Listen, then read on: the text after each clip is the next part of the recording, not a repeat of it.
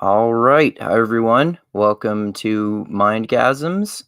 Talking with Ben Burgis again today. Of course, philosopher and frequent political commentator also. And we're going to talk about whatever we have time for. I know you don't have that much time, but ideally, and I am Andrew, aka Beyond Mindgasms, and we are going to ideally talk about Jordan Peterson's position on God and Uh, all this hysteria about Kant being supposedly CRT, which is yeah, pretty ridiculous. And also, I saw last time, actually, I think it was the second last time he's talked with Slavoj Zizek. You were talking about his criticism yeah, it of was the Squid second to Game, which last I time. Yep. thought was interesting. So yeah, I guess Sure. we could just start off in the order that I Sure. listed them there. Happy to. So in terms of Jordan Peterson's Yeah. position on God, I think this is it's so ridiculous. Like he says that he's not Christian. He doesn't necessarily believe in God, but then when you ask him, he goes on for 20 minutes. But he really does. I think more recently he kind of seemed to come closer to admitting that he does believe in God. It seems And like he's made just quite a few statements that where he does yeah, seem to be saying that he believes in God. I mean, like I could believe that he's not entirely consistent about this, but I yeah, think I think it might be that he doesn't exactly call himself.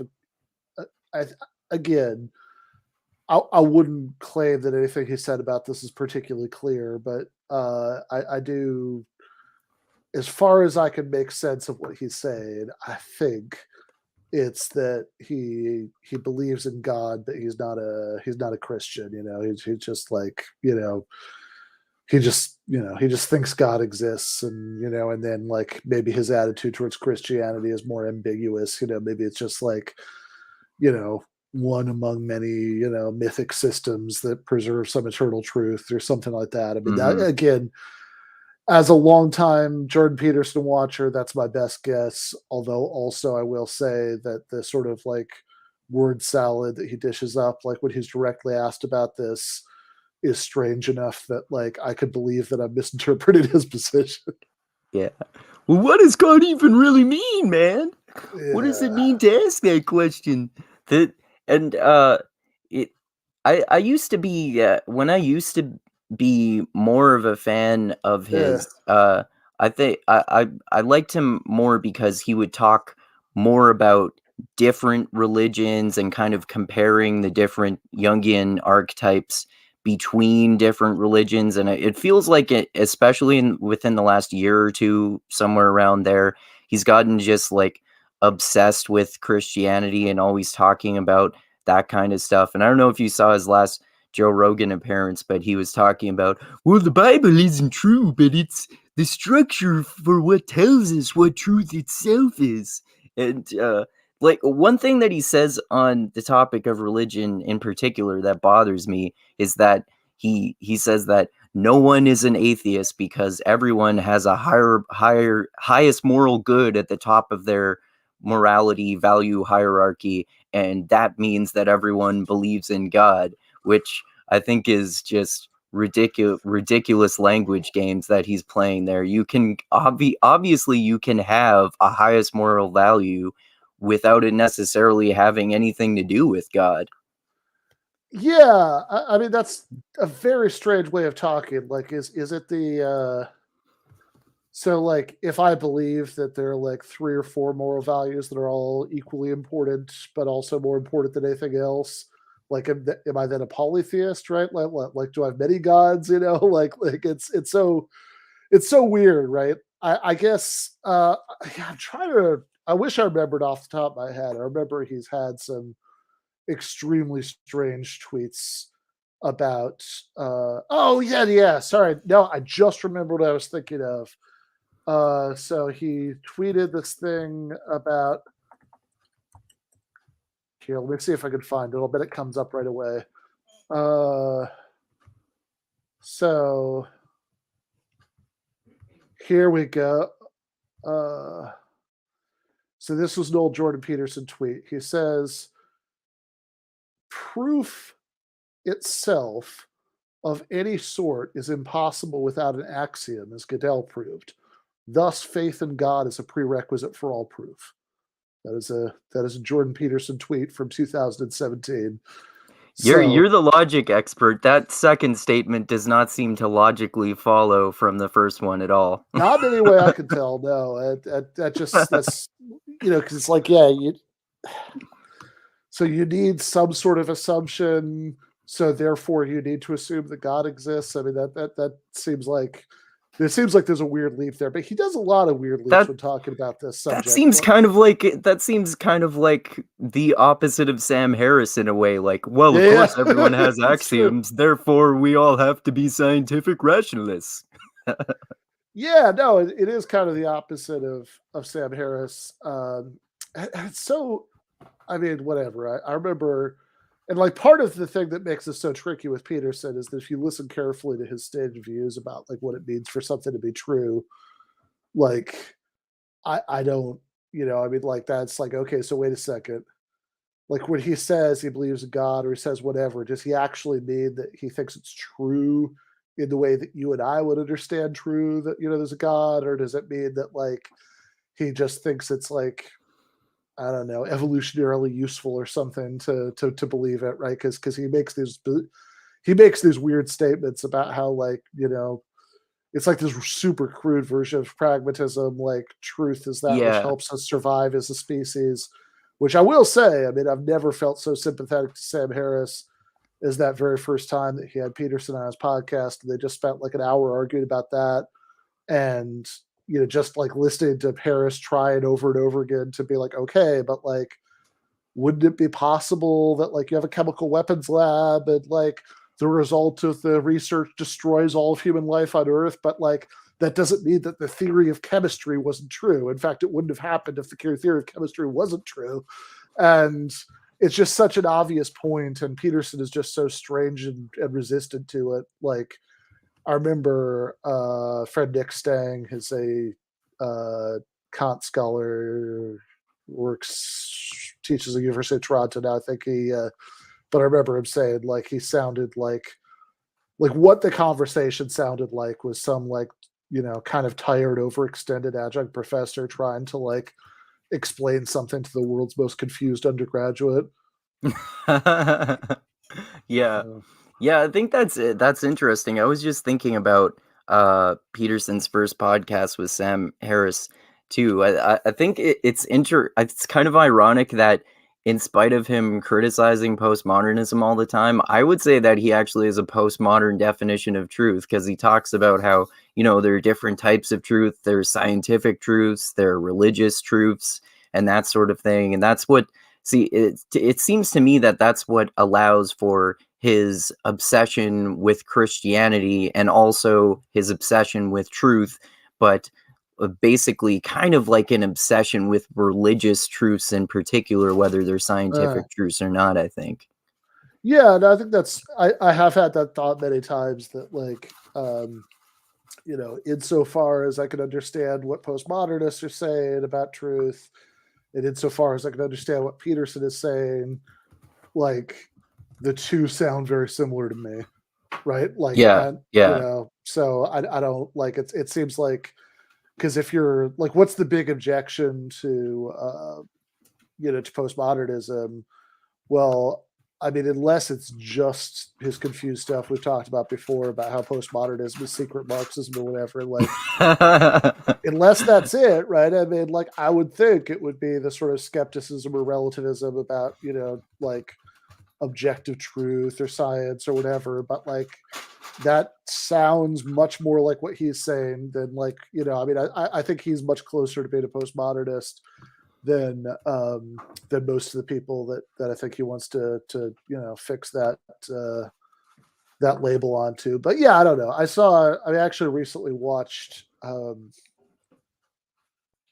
it was on last Monday's GTA. We watched a clip of Jordan Peterson and Ben Shapiro on Dave Rubin's show. So it was the meeting of all the great minds, and it was the one that Dave Rubin came away from so exhausted from all these high level intellectual ideas. Yeah, no, exactly right. So and the same way, I've got to say that like I definitely felt that moment of sympathy for Sam Harris during that first podcast conversation.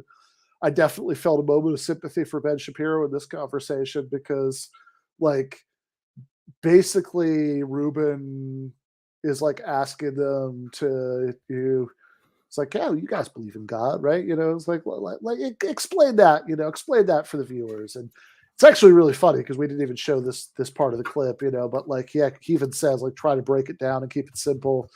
And Peterson just goes on this like just this totally it's just babble, right? And he has and it's like all this stuff about evolution and the men arrange themselves into hierarchies and you decide who the strongest hunter is and shit like this. And then like he works his way up to like, so there's this spirit of like masculinity through the ages that's like and its masculine principle and aligned things. Like, okay, so as far as I could follow the thought here, it's that like God the Father is like a Jungian archetype or something. So like that would mean you don't actually believe in God. But then like at the end of the whole rant, he says, but I think there's something else that's metaphysical underlying it. It's like, okay, I don't know what that means. But then like Shapiro comes in, and I have to say, all I could think when I was watching Shapiro's response is that Ben Shapiro was doing exactly the thing that like a good like intro to philosophy teacher will do when like a student just like babbles out some like incoherent nonsense in class, which is that like, if you're just first started out doing this, like, you might be tempted to be, to be like, wait, what? What did you just say? I don't understand that. Right. But then like you sort of learn that that's counterproductive in a class discussion, like that just grinds everything to a halt. So what you really want to do is to like try to translate like what they said into something coherent, be like, okay, well, what I think you're saying is right. And then like the discussion can keep going. And, and they're like maybe so confused they don't even whatever, and so like the worst cases, right, that they don't even recognize that what you said doesn't really line up with what, and that's exactly what Shapiro did, right? He was like okay, so I think what Jordan said is basically, and then he just says something that's like nothing in common with what Jordan Peterson just said, right? It's like He's just doing like a standard normal sort of Aquinas 5 ways kind of argument for the existence of God. And, he's just choosing to believe that like Jordan Peterson said that, but that's like, he's just. Is that the omnipotent, omnipresent, that kind of thing? Right. So those are like the things they're traditionally supposed to be like the characteristics of God. So what Shapiro was doing was just like the first cause argument, right? That you have to like trace everything back to an original cause, and again, it was like such a generous interpretation that it like just sort of crossed over the line. He's just blatantly saying something else and pretended that Peterson said it. And like, Peterson is, I think, going along with it probably because like, I don't know. I mean, maybe he legitimately is so confused he doesn't recognize that that's not what he was saying, but or maybe he just decided it wasn't worth it and whatever. But it was such a strange clip. I mean, it's like the difference between Peterson talking about God and Shapiro talking about God is like Shapiro talks about God like somebody who just like, whatever is like, obviously Shapiro says and believes all kinds of dumb things, but like, Shapiro talks about God like a reasonably clever person who just has like standard normal religious beliefs. Mm-hmm. And Peterson talks about God like he like just came down from peyote and he's like trying to babble about his experiences. Yeah, totally. Oh, I just had this experience and it made me think of all these archetypes and they've lasted throughout human history and they're just scientifically part of us, genetically speaking. Yeah, No, exactly. The postmodern neo-Marxists are trying to repress our religion and put us into the bloody gulag. Yeah, that is one of the best parts about Peterson rhetorically, that he has that, like, all of the sort of folksy Canadianisms, the bloody and all of that stuff, like, mixed in with, with everything else he said. Yeah, for sure. Your mention of Ben Shapiro is a good segue into one of the other subjects we were going to talk about, which is critical race theory. And I know I've seen you on your podcast criticize like arguments in I forget which book of his it was that you read, but particular arguments in that. And I think it was him who was recently saying that Kant is critical race theory, and then all the right-wing political commentators were piggybacking on that and saying, listen, Kant was all about critical race theory because he totally talked about race all the time and it was really important to him, man. So to be totally fair, I don't think that was Ben Shapiro. Oh, okay. I might have been confused about that. So I did read a Ben Shapiro book, The Right Side of History, How Reason and Moral Purpose Made the West Great, which was an awful book. But maybe I'm confused because I saw you criticizing his like inaccurate critiques of Kant, basically. Yeah. No. So Shapiro has said, like, Shapiro has described Kant in a really inaccurate, like, in some ways a hilariously inaccurate way, but, like, to be fair, I don't think he said the critical race theory thing about Kant. Okay. But other conservatives have said that. There are a couple people. There's this historian at Princeton. His surname is like Guelzo or something, who said something in an interview about how Kant is like the source of all critical theory and hence of critical race theory. And there was this magazine, I think it might be affiliated with James Lindsay, called Discourse Magazine. Of course it's affiliated with James Lindsay. Yeah, it did a whole article about, like, tried to justify the Guelzo guys, like, claim, that like Kant, Kant is the father of basically that, like, the stuff that Kant was wrong about somehow indirectly leads to critical race theory, which is very funny, actually, in two ways, right? So, and I will, so, like, I mean, I should back up and say that the Ben Shapiro thing about Kant was funny, just because it's like, I mean, he doesn't even, like, Ben Shapiro doesn't, at least as of the time he wrote that book, like, maybe he's changed his mind since then, but at least as the time he wrote The Right Side of History, like, he doesn't, like, hate Kant or anything. I mean, he seems to kind of like Kant, although he sort of says, like, well, maybe this is, like, as good as secular philosophy could do at explaining morality, but really we need, like, God and natural law and all that stuff. But, like, but in the stuff that Shapiro says about Kant, it's like, it's just very funny if you know anything about Kant, because he says, like, God, I'm trying to remember the exact wording, but he says something like, it's like, there's some sort of analogy about between Kant and, I don't know, maybe it was like Plato or somebody, and that's all fine. But, like, at the end of it, he says, like, but Kant goes looking for the answers in, the human heart. It's like, wait, what? Right? Like, that's no, he doesn't. Right. And it's just the funniest thing, because, like, Kant is so down on, like, I mean, Kant is the most, ultra rationalist moral philosopher you could ever get, right? I mean, he thinks that morality is an extension of, logical consistency. And did he like read the title of Kant's book, Critique of Pure Reason, and assume that means he bases everything on the heart?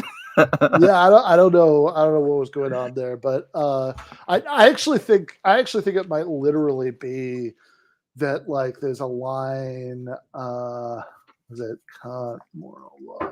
Sorry. So he has, so there's this line that I think Shapiro likes from Kant where he says, it's the quote, I guess this is actually on Kant's tombstone, you know, two things fill the mind with ever new and increasing admiration and awe. The more it steadily reflect on them, the starry heavens above me and the moral law within me. And I think that like somehow the moral law within me, you know, like he, I that's my best guess about where he got it. That he sort of went from within me. That this has something to do with the heart, you know, because like people talk that way, right? You know, I feel this in my heart, right? But it's like that's like the least Kantian possible way to talk, right? Because Kant's whole thing is that you shouldn't act on the basis of, you know, like that, like if you're like, you know, Kant thinks that if you're acting on the basis of like, you know, moral emotions, you know, that's not, you know, you're not, you know, you don't really get moral credit for your actions if you're motivated by anything except following the, you know, moral law for its own sake. So it's the least sort of heart centric, you know, possible moral philosophy that you could come up with. So that's just, you know, Shapiro, you know, not doing the reading, but the Discourse magazine thing. Here, let me find this. It'll take me just a second. Yeah, here we go. So it's called "Was Kant the First Woke Philosopher?" Robert Tracinski. I don't know, not sure how you pronounce that. Tracinski,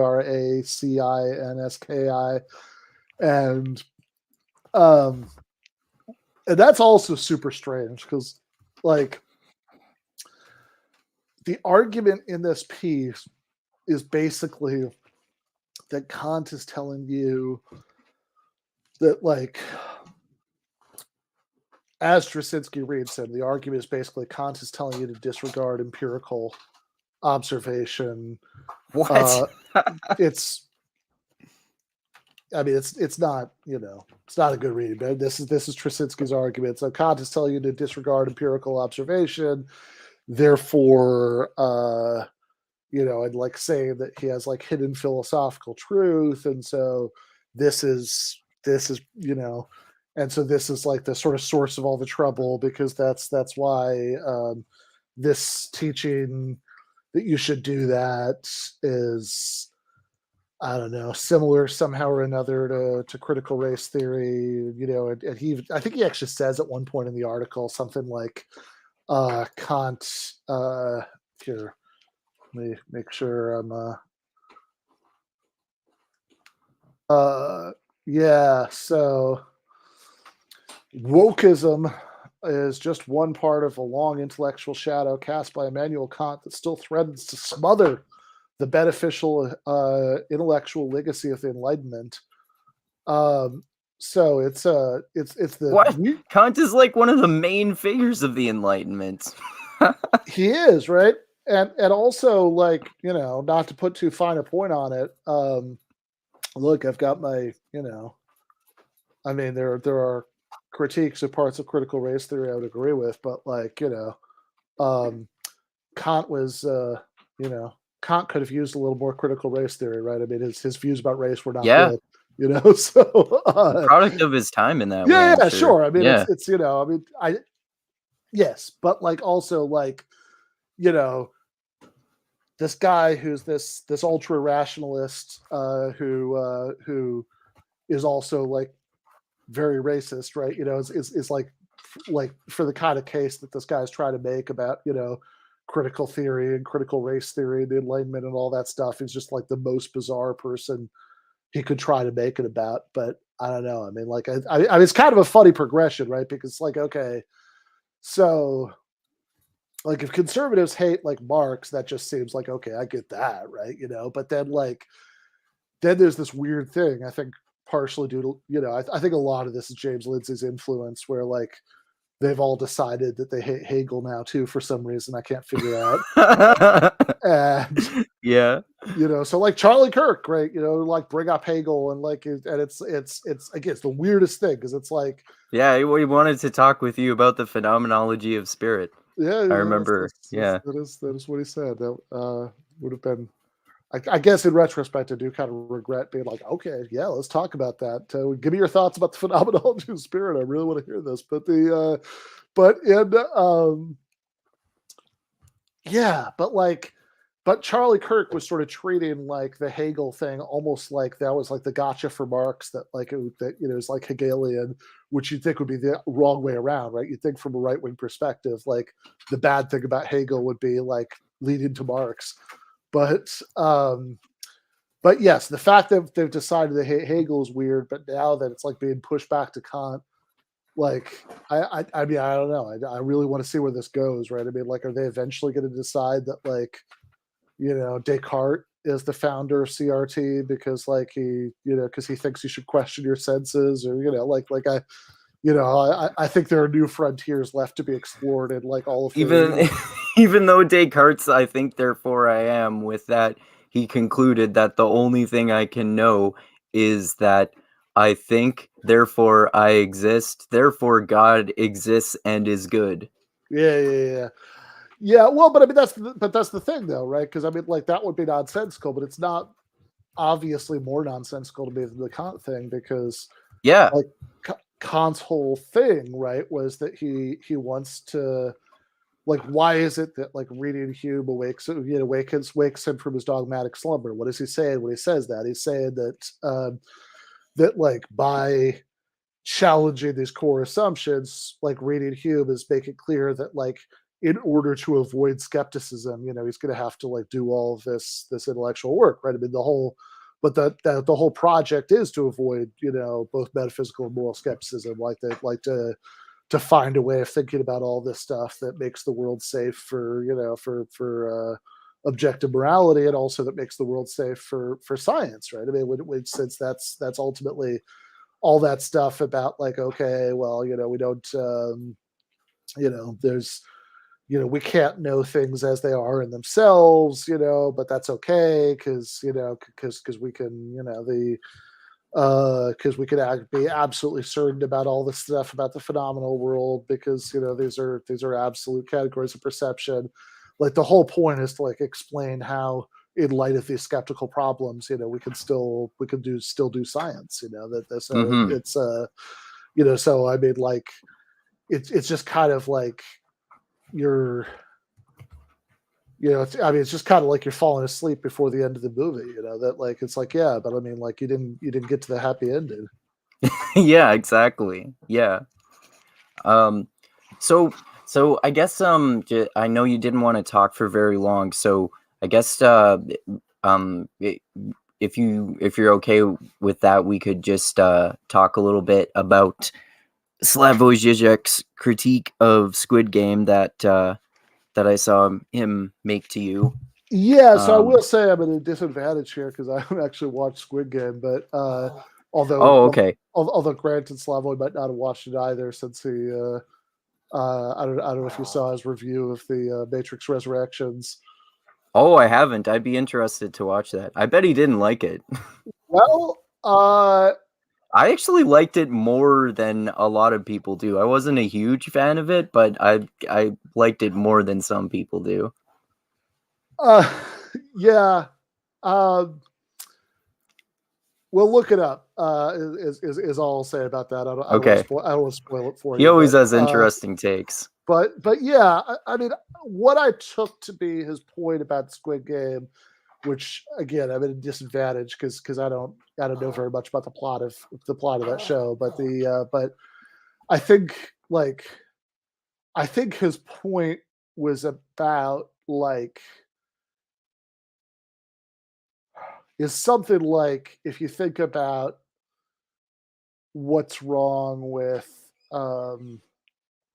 from, like, the sort of Marxist perspective that he would have, like, what's wrong with, like, Elizabeth Warren sort of style critiques of, like, contemporary corporate capitalism, where it's all about how, like, the game is rigged or whatever, that that if you're working hard and playing by the rules, to use that old Democratic Party cliche, that you should you should be able to get ahead, and stuff like that, and so you think about, again, I mean, from what I can remember that conversation, and what I can tell without more context, I think this is his point, right? That that he's saying, okay, but, like, ultimately it's like, and then he references some plot developments in Squid Games that that I guess illustrate the point. I couldn't tell you, but they have but it's like, it's like saying that like, you know, justice is like a more fair version of the Squid Games, right? Like that they like as long as you have the, you know, that like that's really what's objectionable is if the rules aren't really being followed, and you know, rather than saying like this is like the whole thing is objectionable in itself, right? Like a fairer version of the Squid Game isn't like inherently, you know, isn't like better really, right? Than an unfair one, you know. So it's like, and again, I'm not sure. I have to go back and rewatch that part of the conversation, but I think that, you know, so some of this might be my reading my own stuff into this, but I think this is his point that like he's saying, like, well, actually, here, I guess I could just relate it to an argument I've been having lately, which is that you saw the Crystal Kyle and Friends thing there, right? So what I said in there about the Whoopi Goldberg thing, and then I repeated on GTA is that it's like the whole controversy seems bizarre to me because on, you know, both on her end, but also on like the end of people who are mad about her about it, because it's like, okay, like the whole thing is like, oh, she just thinks that race is like, you know, black people and white people in America. It's, you know, you should see it this other way. It's like, okay, so like, is there like a correct way to decide who counts as being a member of what race? Like, because that would be, you know, that just seems like a bizarre thing to think there's a fact of the matter about, right? Because it's like, well, I mean, assuming that we all agree that there's no such thing, right? That this is just some like pseudoscientific nonsense that was made up to justify slavery and colonialism, you know, that there aren't really, you know, racial differences, then like, I mean, the answer to the like questions like, are Jews white people, is just like, well, I mean, you know, there's kind of no such thing as, you know, white people, right? There are people with light skin, right? You know, but like in the sense that people seem to mean when they ask that question, right? I mean, there's no such thing, right? You know, so it's like the and so like it seems like what you're really asking is something like, are Jews considered to be white people? Then it's like, I don't know, you know, by different groups of people at different times, yes or no, or, you know, ambiguous or whatever, right? It's gonna be all over the map. Like racist beliefs are incredibly inconsistent over time. So I don't, it just seems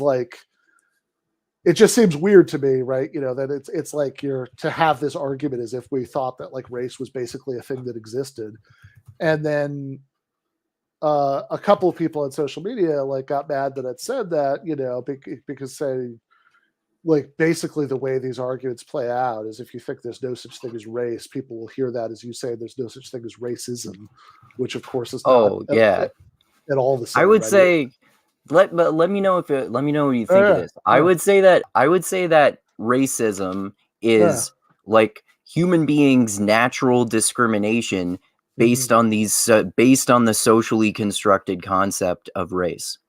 Yeah, I mean, like you could probably say, like, you know, people might have, you know, like there's some sort of human impulse to like sort into in-groups and out-groups, and that like so like stuff like race is one thing that like feeds on that the same way that like tons of other stuff is, right? You know, that the like whatever religious sectarianism or whatever. I mean, that's all plausible, but like I think that the, you know, but the basic thing is I'd say, right, that they're just so yeah. So people will hear there's no such thing as race as there's no such thing as racism, and like, but I think if you like listen carefully to what they're saying, what they're really like when they say race, they basically just mean racism or, you know, racial oppression or something.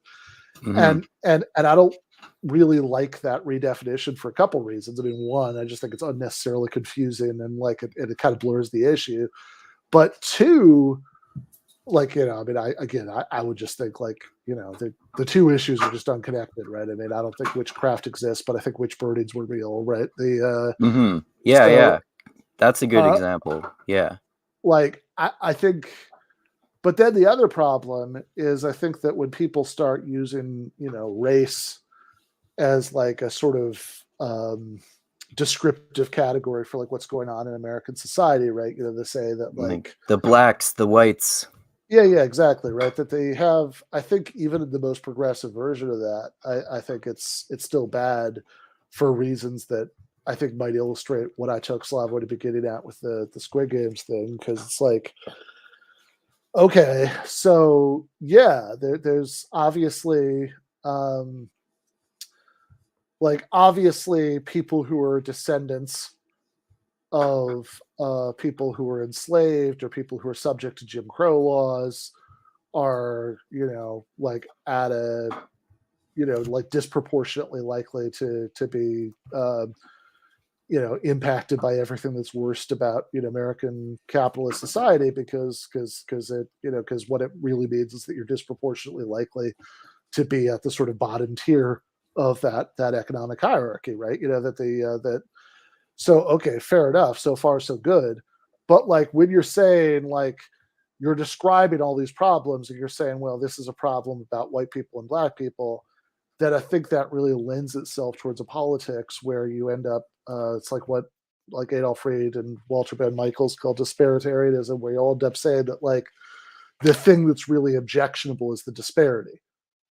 And so go, okay, well, hold on, back up, right? So like, would it be just like, would like a just society be one where exactly the demographically correct proportions of white people and black people and Asian people and, Jews, if they don't, whatever, like exactly the demographically correct proportions of every group are like living in grinding poverty and subject to militarized policing and incarceration, etc. Like that doesn't sound obviously better to me, right? And and so I think that was the point. I think of the Squid Games analogy, that it's like there's a certain kind of like something that like sort of superficially looks like this good critique of contemporary corporate capitalism, that's really just about like, oh, it's not a level playing field, it's rigged in favor of certain people or whatever. But it's like, okay, hold on, like, you know,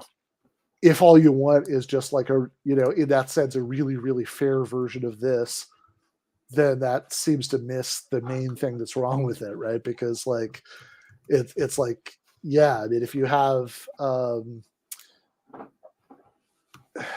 it's like if we had a it's like if we had some sort of like dystopian system where you're, I don't know. I mean, I haven't seen Squid Games, but saw the Hunger Games movie a long time ago, right? So if you have the setup of the Hunger Games, right, where you like draw lots basically about who has to go into it, right? Like, is a version of that where like the lots are really fair, like better than one where it's like it's rigged to be more likely to select certain people than others. It's like, I don't know, Yeah, maybe a little bit, but like that seems like it's sort of missing the point, right? Like the real yeah. point Use is, everyone still has to play this game where you have to murder each other.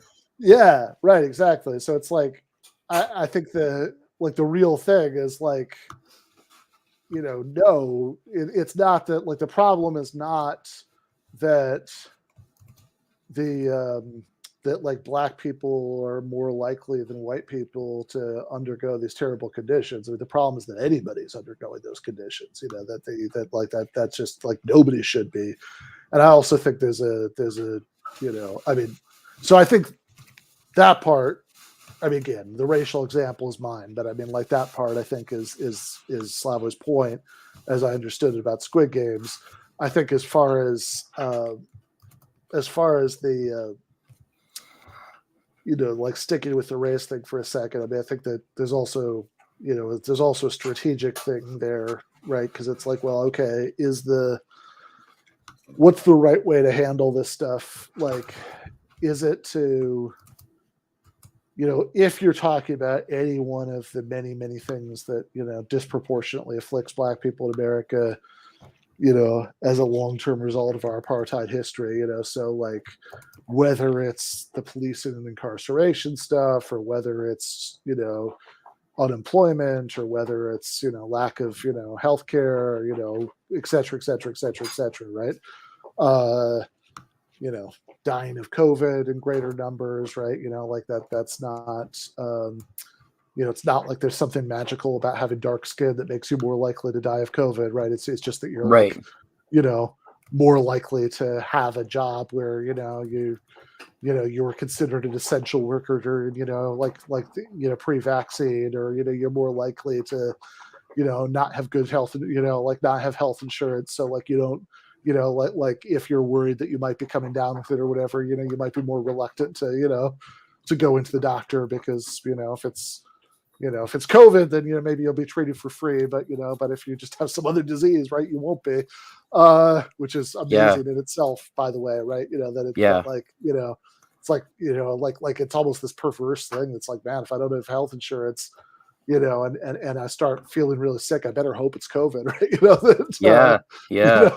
Like, cause I'll get saddled with this huge bill if it turns out to be anything else.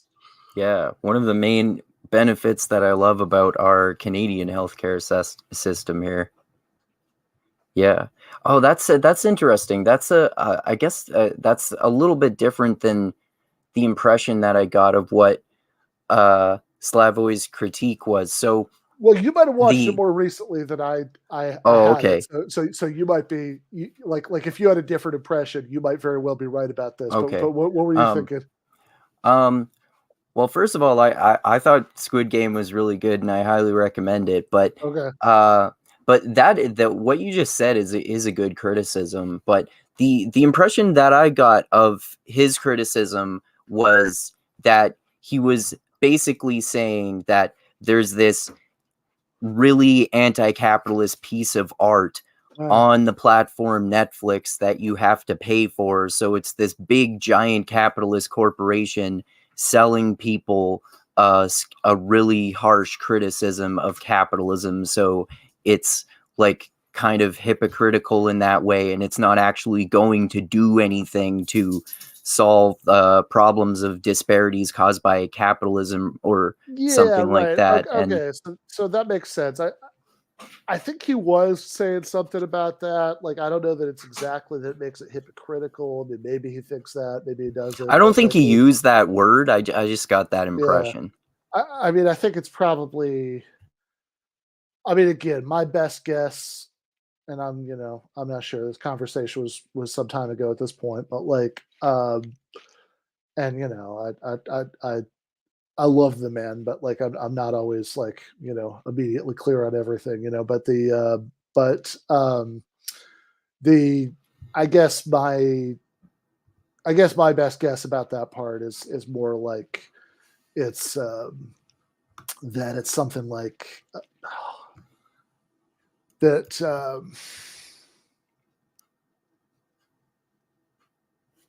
just that like this tells you something about like anti-capitalist art, or like what that's what the real utility of that is or isn't, that like it's this like wildly profitable thing, right? So like let's I mean, it's almost like you imagine like executives sitting around at like a board meeting and be like, oh yeah, we need to produce more anti-capitalist stuff that sells like crazy. Yeah. It's like, well, it can't be that much of a threat to them, right? That's I think it's probably something more like that. So for this one, in terms of that criticism, I actually have similar criticisms to that I talked with Jared Bauer about this, about the new Matrix movie, which, and other people's criticisms seem to be similar to that as Squid Game. I think, to me, like you're selling this thing, but it doesn't. Particularly in terms of Squid Game, it doesn't do anything to solve the problems that it's criticizing. Like it doesn't encourage activism in any kind of way, and it's not like world changing. That like, and in terms of that, I kind of don't agree with that type of criticism, because I just look at them as pieces of art by themselves. I don't think they need to accomplish anything other than being good pieces of art. But particularly with Squid Game, because I like that more than the new Matrix movie, I just think it's a good piece of art. Yeah, no, that's fair. I mean, I would tend to agree with you. So, I mean, I guess the question is what it, if it's criticism, what's it a criticism of, right? Is it a criticism of the thing itself, or is it a criticism of the belief that the thing itself is going to have this kind of like liberatory political value? And so, to the extent it's the second one, then that seems, probably right to me. I think to the extent that it's the first one, then I would disagree with it for the same reason you said, right? I mean, like this is probably like I had a discussion with Jason Miles and a few other people sometime last year about Judas and the Black Messiah, and it was like a very similar thing because like I like that movie way better than any of those people did, and I think that I think that exact thing is part of it, right? That like I'm not like I think maybe I agree so thoroughly with the criticism of thinking that this stuff is going to have like some sort of practical political value that like I just kind of like exclude that from consideration. Like I don't really care about that, right? So it's like at that point it's just like I don't know, it was a good movie, like that's all I'm really interested in at that point. So it's like to me, I liked Judas and the Black Messiah because it was like, yeah, I mean, it was kind of a, it was like basically had the cadences of a gangster movie, and like, and I like those, and it had and it was like I think pretty good doing what it was doing, and and they had and like whatever as far as the politics, all I really care about is that they got it right, that they were like accurately portraying what he thought. And was that the point of the movie? No, it wasn't. But like, if that had been the point of the movie, would it have mattered? Right? Like I just think like I mean, if you done, I mean, you could have done a version of the Judas and the Black Messiah that was just 2 hours of like, Fred Hampton, like sitting around a study group talking about Marx or something. But like I don't, nobody would have seen it. So Yeah. I don't know what the point would have been. Yeah. Yeah, totally. All right. Well, yeah, I kept you longer than we said. That's okay. It was a fun discussion, but yeah, I'm pretty fried. I should probably walk the dog and go to sleep. All right. Yeah, thanks a lot for talking, man. And like you suggested, we should talk another time, sometime soon. We'll talk about that, and we can talk about other subjects we've been considering potentially exploring. Like one of them I suggested was the history of anarchism and how a lot of it has kind of a more like leftist, anti-capitalist history behind it, which I've been learning about, which is interesting because a lot of anarcho-capitalists in particular never even talk about that. So that'd be fun to talk about. Yeah.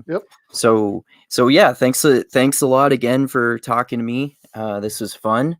And yeah, looking forward to next time. And thanks everyone for watching, and check out Ben's channel, Ben Burgis. And he's got lots of great podcasts and clips from them there about philosophy and politics and all the culture war stuff. And yeah, thanks everyone for watching. Click that like button, subscribe to the channel, click to the bell to be notified when I come out with more videos.